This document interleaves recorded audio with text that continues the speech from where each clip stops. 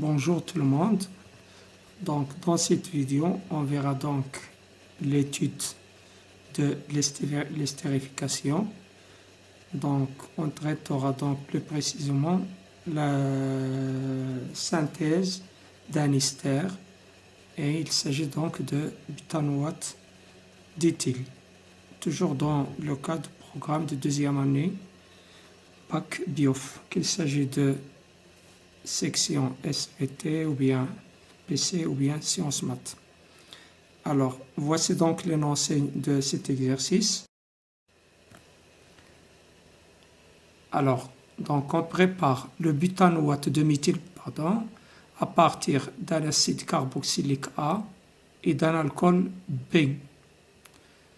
On modélise la réaction qui se produit par l'équation chimique suivante. A plus B donne l'ester concerné CH3, CH2, COOCH3 plus l'eau.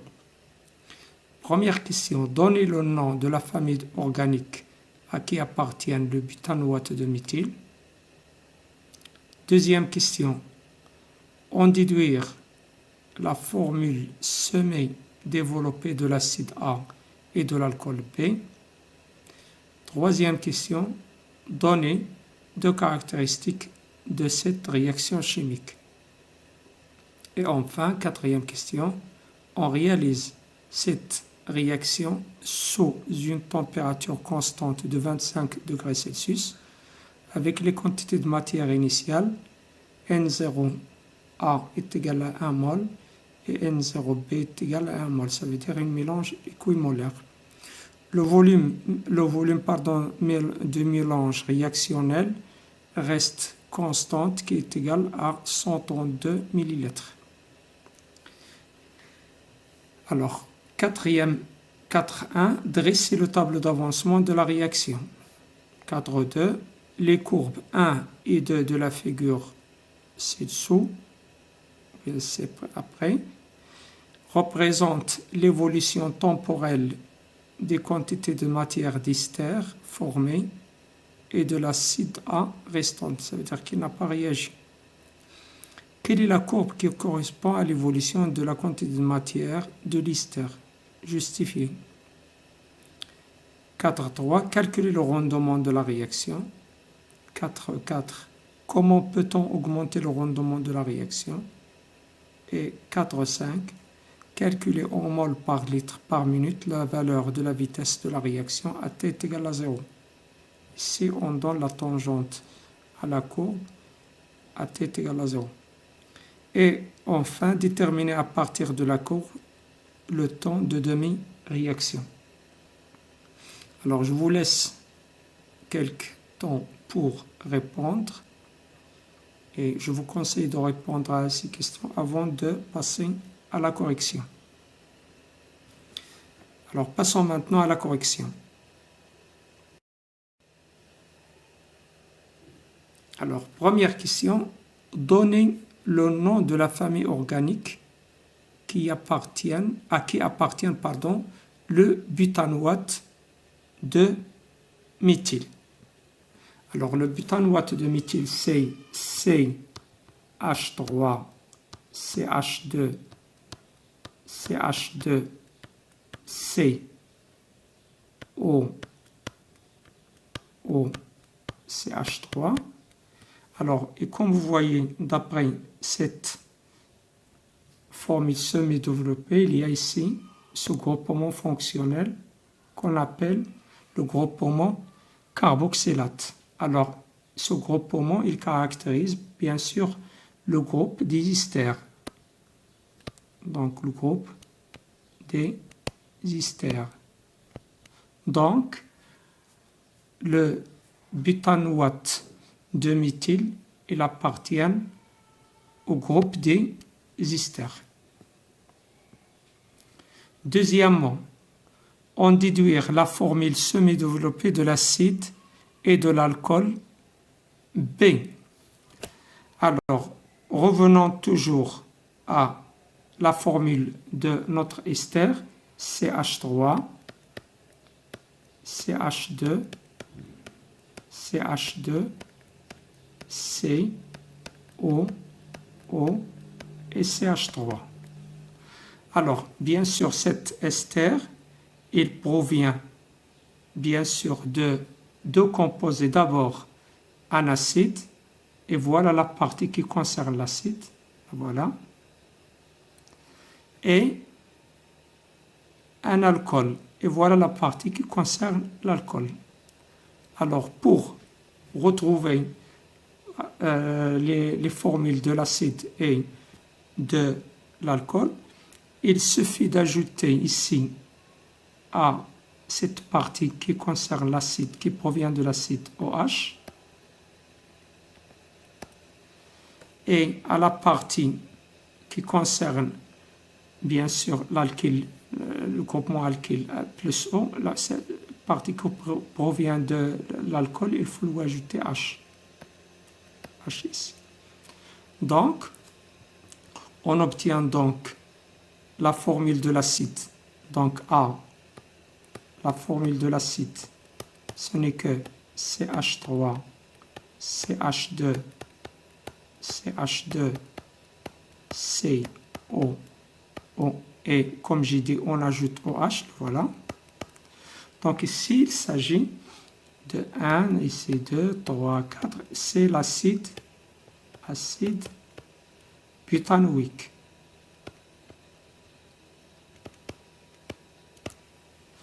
Maintenant, la base, pardon, l'alcool. Alors l'alcool, comme j'ai dit, on a CH3, voilà, CH3, et O, à laquelle on ajoute un H. Donc on obtient un alcool, ça c'est le groupe carboxyle, ou bien le groupe fonctionnel carboxyle. Donc il s'agit donc d'un alcool, et il s'agit plus précisément de méthanol.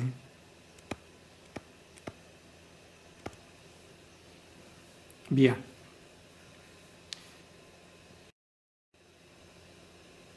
Troisième question.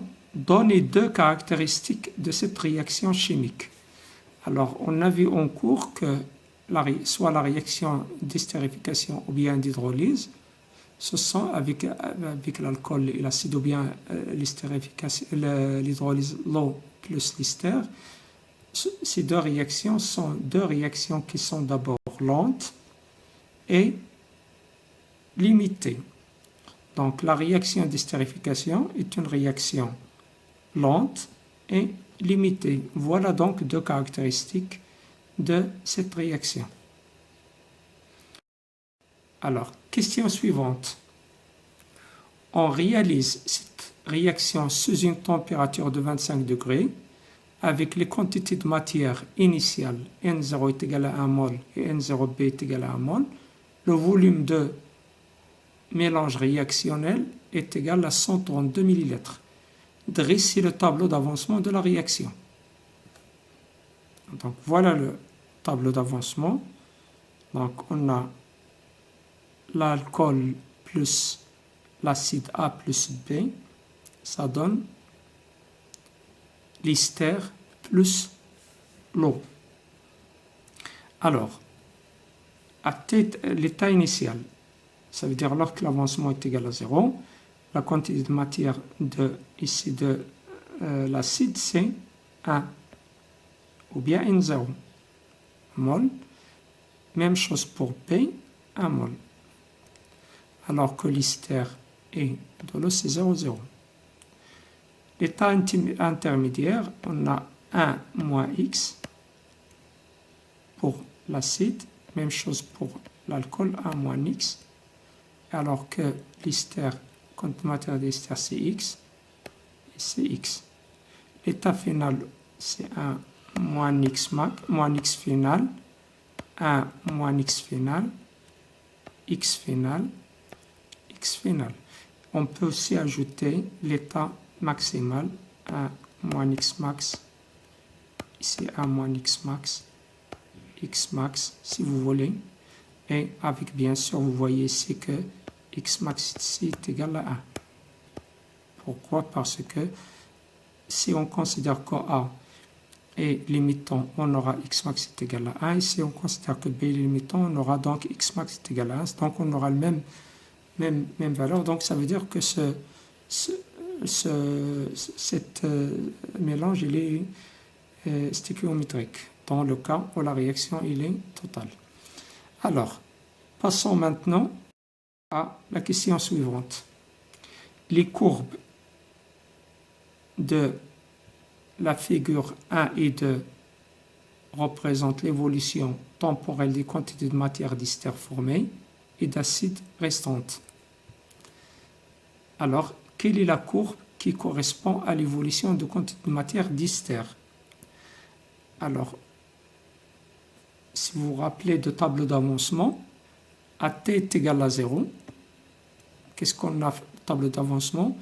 On a pour la quantité de matière de l'acide est égale à 1, la quantité de matière de l'alcool est égale à 1, alors que la quantité de matière d'ester est égale à 0, et la quantité de matière de l'eau est égale à 0. Alors, nous, ce qui nous intéresse, c'est l'acide et l'ester. Alors, vous voyez ici que à t est égal à 0, la quantité de matière d'ester est égale à 0. Et la courbe qui correspond à cette quantité de matière, c'est la courbe 1. Alors que la courbe 2, bien sûr, la quantité de matière initiale, c'est 1. Donc ça, c'est la quantité de matière de l'acide. Alors que celle-là, c'est la quantité de matière de l'ester. Donc, la courbe qui correspond, la courbe qui correspond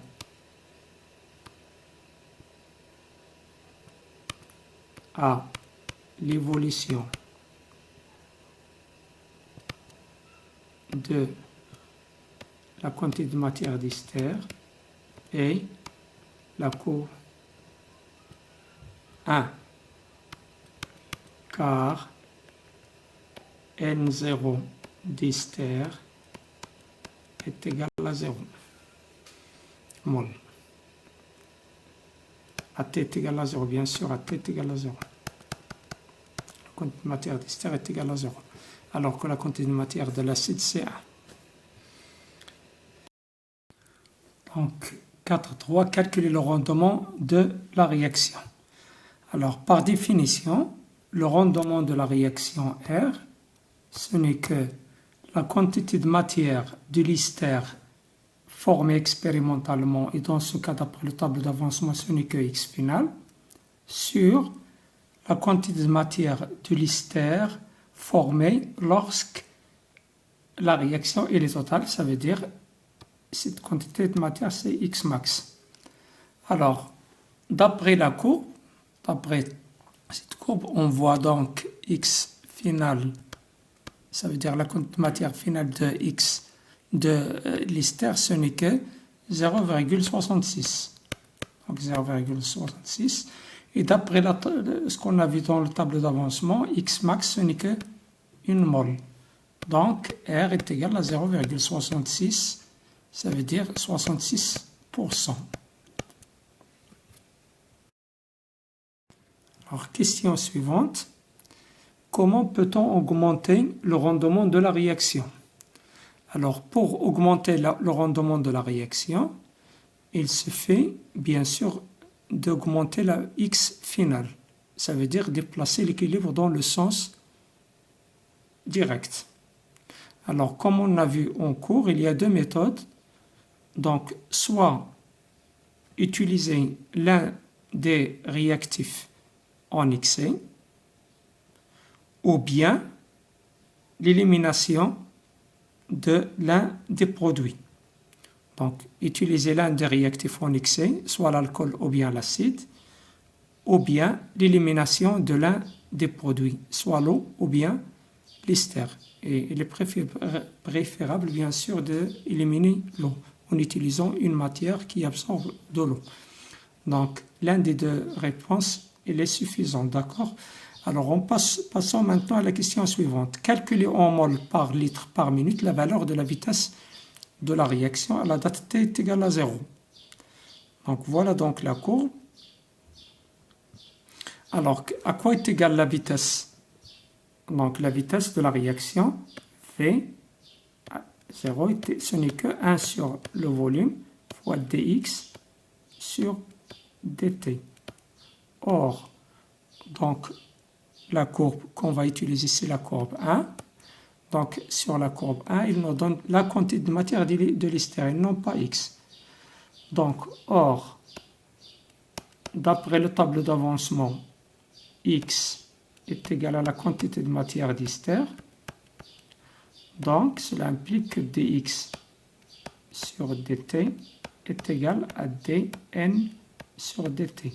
D, la quantité de matière, bien sûr, d'hystère formée. Et la dérivée de la quantité de matière d'hystère formée, ce n'est que le coefficient directeur de la tangente à cette courbe, la courbe 1 bien sûr. Alors, le coefficient directeur de la tangente, il suffit de, bien sûr, choisir, on choisit 2 points de cette courbe pour, ou bien cette droite, cette tangente pour trouver le coefficient directeur. Donc on va choisir ce point-là et ce point-là. Donc le coefficient directeur, K, ce n'est que, bien sûr, donc le premier point, voilà, 0,66 sur 360, ça c'est 300, et chaque petit carreau, c'est 30, 60, donc 360, moins 0,0. D'où,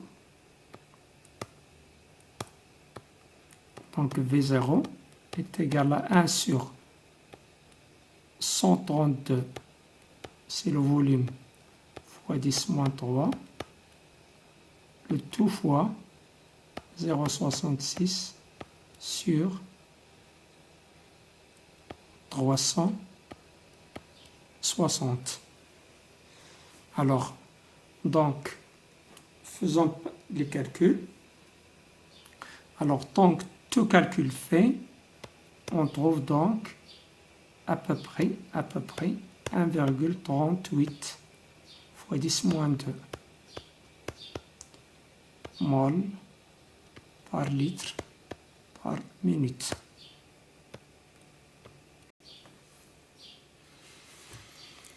Bien. Question suivante. Donc 4, 6, déterminer à partir de la courbe le temps de demi-réaction. Alors, c'est quoi d'abord le temps de demi-réaction? T1,5, il est défini en cours comme temps, bien sûr, T qui correspond à x 1,5 qui est égal à x final sur 2. C'est le temps ou bien la date où x est égal à x final sur 2. Alors, utilisons maintenant la courbe. Donc, voilà la courbe. Donc, x final, c'est 0,66. Donc, x final sur 2 est égal à 0,33. Alors, 0,33, cherchons donc la date qui correspond à 0,33. Donc, voilà donc la date qui correspond à 0,33. Donc, c'est cette date. Il s'agit bien donc de 210. Donc, d'après la courbe, T1,5 est égal à 210 minutes. Donc, merci